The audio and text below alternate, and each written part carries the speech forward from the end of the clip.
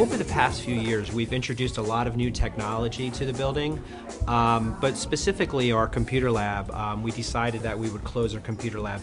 There was a natural refresh of our desktop computers where we were going to be getting new computers. So instead of refreshing them with desktops, we refreshed them with laptops. So you may ask yourself, what would we do with our computer lab if we weren't having a computer lab anymore? We have turned it into a literacy center. Over here we have this is like our mini book room.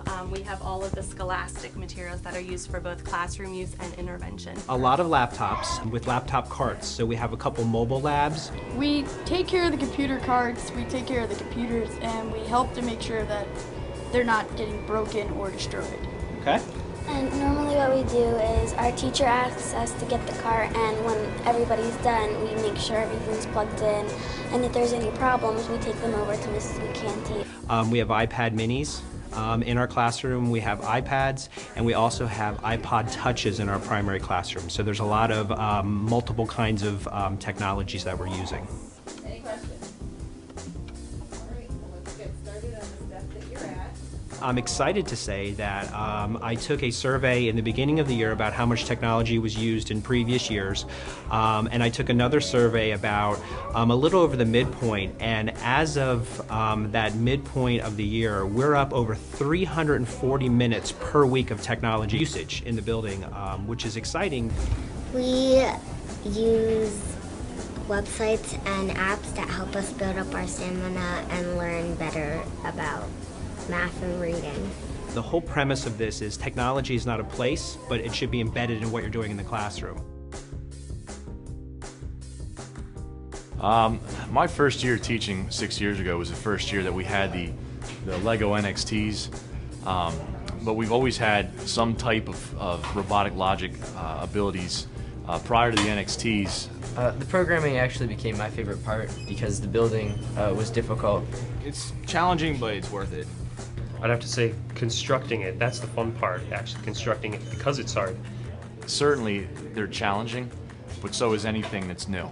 Every infant learns to crawl before they walk. You know, you have to learn to walk before you can run. It's the same thing. We learn basic programming first, you know, traveling forward, turning left, turning right, and then towards the end of the project, you know, we're running things off of ultrasonic sensors and touch sensors, and we're completely, you know, it's a completely autonomous bot. And students look back and they say, wow, you know, I can't believe I thought that first thing was so hard. Oh, you know, looking back now, it's so easy. I don't know why I complain so much.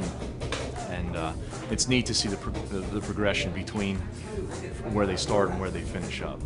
So your task is going to be, you have to move one of these tanks of chemicals. When you give the students the freedom to run with their own designs, it develops a maturity that they didn't have prior to that.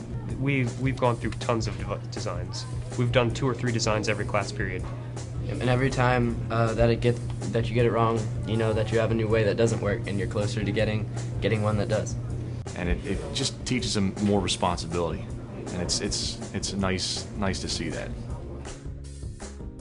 So we've been using our minis as a reference for our textbooks. That was the original reason that we brought them in. We eliminated our actual hardbound textbooks and we developed our own online textbook.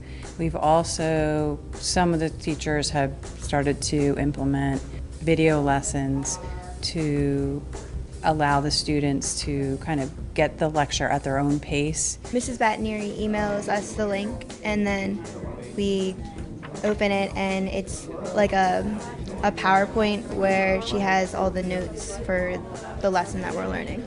You can just like look at them at home and take your own notes, and it just helps you to like understand it better.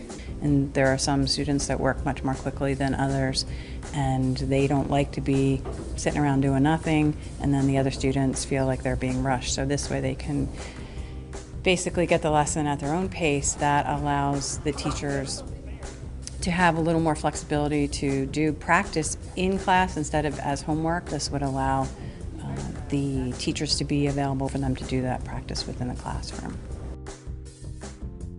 The vinyl cutter is a cool new addition to the graphics department. It's basically a CNC machine for graphics, where the kids can go in and design different, different stickers. They can design different graphics using Adobe Illustrator to make line art. They can go through and print that out and actually put graphics on their cars, put graphics on windows. I actually had a kid do his hockey mask for his hockey team out of the vinyl cutter. All right, so I designed a sticker in Roll and Cut Studio. Export it over to the roll and vinyl cutter, and we printed it out, and then from there we'll just cut it out and we'll have to work with it with X-Acto knives and transfer paper. There's a lot of applications for it, but basically just being able to take graphics that you make on the computer and have a real-life application for them that you can use in other places.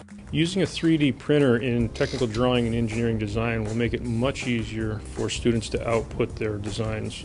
In the automotive design activity, we make a car and we wind tunnel test the car. Making a scaled model would be a lot easier and a lot faster. We could also do scaled furniture in the engineering design also and have the students print out the furniture. I believe that the 3D printer will encourage more creativity because the output won't be limited by traditional manufacturing processes that we currently have in class now. Because I'm happy. Clap along if you